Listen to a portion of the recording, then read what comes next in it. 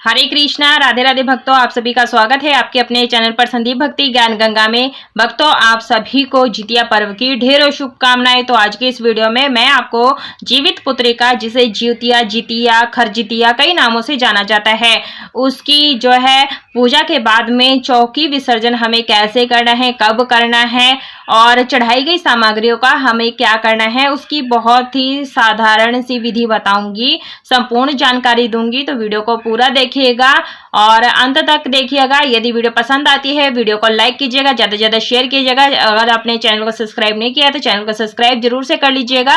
Comment box में जय माता रानी अवश्य लिखेगा। तो देखिए भक्तों, जैसे ही हम शाम को पूजन करते हैं, जो प्रदोष काल में पूजन करते हैं, जल का लोटा हम लेकर के कथा सुनते हैं। इस जल के लोटे को हम सूर्य देव को अर्घ्य दे देंगे। और देखिए, जैसे हमने पूजा में जो भी भोग प्रसाद अर्पित किया है, ये सभी प्रसाद हम इस प्रसाद में मिला देंगे। और जो ये प्रसाद होता है, नवमी के जैसे कि अष्टमी को व्रत रखते हैं, नवमी के दिन व्रत का पारण किया जाता है, तो इसको जो है पूरे मोहल्ले में, आस पड़ोस में बांटा जाता है, परिवार में बांटा जाता है। तो इन भोग प्रसाद को आप इकट्ठा कर लीजिएगा और ये सभी आपने बांटना है, इधर उधर किसी को फेंकना नहीं है, देना नहीं है। और इसमें से कुछ प्रसाद अपने लिए रख लीजिएगा, ताकि जब आप व्रत का पारण करेंगे तो इसी प्रसाद को खा करके व्रत का पारण भी करेंगे, यानी व्रत खोलेंगे। और जो ये हमने गाय का कच्चा दूध रखा था, इस दूध से आप चाय, कॉफी आदि बना सकते हैं, लेकिन ध्यान रखिएगा, इस चीज से, जो दूध से जो भी चीजें बनाएंगे, वो भगवान को दोबारा भोग नहीं लगाएंगे, इस बात का ध्यान रखिएगा।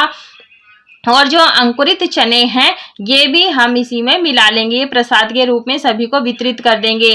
भक्तों, अगर ये जो पूजन है ना, हम साक्षात घाट पर जाकर के नदी किनारे पूजन करते हैं, तो जो ये हम तोरई के पत्तों पर प्रसाद चढ़ा कर आते हैं, तो कुछ लेकर आते हैं, बाकी हम वहीं पर छोड़कर आ जाते हैं। लेकिन हम ये घर पर पूजन किए थे, तो हम ये चौकी विसर्जन सही से करना है, तो इस तरह से हमें ये करना होता है। यदि आपने चौकी पर पूजन किया है तो उसको विधि में अलग बता देती हूँ, लेकिन जो ये आपने अंकुरित चने चढ़ाए हैं, ये भी आपने प्रसाद के रूप में बांटना होता है। और जो भी आपने धातु के बर्तन लिए हैं, जो भी बर्तन पूजा में यूज किए हैं, वो सारे हम यहाँ पर, मिट्टी का दीपक लिया था, फूल पत्तियां, ये सभी चीजें हम जो है भूमि विसर्जन करेंगे, जल विसर्जन करेंगे। भक्तों, वैसे ये जो व्रत है ना, मुख्य रूप से बिहार, झारखंड, पूरे उत्तर प्रदेश और नेपाल के क्षेत्र में विशेष रूप से किया जाता है। तो देखिए, हमने यहाँ पर जो है कलश को हिला देंगे और जो हमने पार्थिव मूर्तियां बनाई हैं, जीमूत वाहन भगवान, चिल्लो, सियारन, उनको हम जब भी पार्थिव विसर्जन करते हैं ना भगवान का, तो हमें अक्षत से जो है चढ़ाना होता है, उनसे प्रार्थना करना होता है कि हे देवी देवताओं, आप अपने लोक को प्रस्थान कीजिए और अपना आशीर्वाद सदा सर्वदा हम पर बनाए रखिए। ऐसी कामना करते हुए इन्हें अपनी जगह से थोड़ा थोड़ा सा हिला देंगे। तो इस तरह से हमें जो पार्थिव मूर्ति को हिला देना है, कलश को भी हिला दिया था। जो ये जितिया का जो हमने धागा पूजा में रखा था, पूजा हो जाने के बाद जो है, अगर आपने सोने चांदी की बनाई है, तो जो महिलाएं हैं वो अपने गले में डाल सकती हैं, पहन सकती हैं, और अपने बच्चों को भी इस प्रकार का धागा भी पहना सकती हैं। और नहीं ज्यादा तो एक दिन के लिए जरूर से पहनाएं। इस धागे को पूजा करने के बाद आप जरूर से पहन लें, धारण जरूर से करें, और उसके बाद में आप इसे सुरक्षित स्थान पर रख दीजिएगा।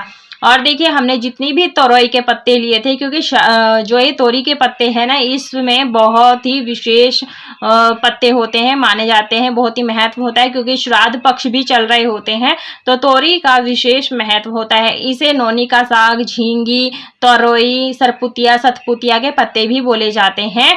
तो ये जितने भी हमने फूल पत्ते लिए थे, इन सभी को हम यहाँ से हटा देंगे। जो भी हमने फूल माला अर्पित की है, ये सभी चीजें हम हटा देंगे। तो देखिए, जितने भी हमने पत्ते लिए हैं, ये सारे हमें भूमि विसर्जन, जल विसर्जन करना है। यदि आपके घर में जैसे कच्ची भूमि है, तो आप वहां पर भी इसे दबा सकते हैं, ये खाद का काम करेगा। आप देख लेते हैं, जो भी हमने भोग प्रसाद यहाँ पर अर्पित किया है, वो हम जो है नारियल, आप ये बघार करके खा सकते हैं, सभी को बांट सकते हैं, तो ये रख लेंगे। और जो भी आपने ऋतु फल अर्पित किए थे, ये सभी आपने प्रसाद के रूप में सभी में बांट देना होता है। तो ठीक है भक्तों, और जो ये दक्षिणा आपने ली थी ये आप किसी जरूरतमंद को या फिर छोटी सी कन्या को दे सकते हैं, क्योंकि जो व्रत होता है ना संतान के लिए किया जाता है, तो आप किसी भी छोटी लड़की को दे सकते हैं। ये सूखा सिंदूर अपने मंदिर में वापस से रख लीजिएगा। और जो ये हमने भोग के लिए जल रखा था ये आप किसी भी पौधे में, पवित्र पौधे में डाल दीजिएगा। अब रही गणेश जी की बात, तो देखिए अगर आपने हल्दी से या सुपारी से बनाए हैं तो आप हल्दी और सुपारी को विसर्जित भी कर सकते हैं और अलग से पूजा में यूज भी कर सकते हैं। गणेश जी की मूर्ति रखिए, जल का छींटा लगा करके मंदिर में स्थापित कर लीजिएगा। अब देखिए पार्थिव मूर्तियों का विसर्जन हमें कैसे करना है, तो मैंने एक पात्र में जल भर लिया है, ताजा जल, उसमें हम थोड़ा सा गंगा जल मिला देंगे। यदि हम नदी किनारे ये पूजन करते हैं तो पार्थिव जो जितनी भी चीजों का विसर्जन होता है वो आसानी से हो जाता है।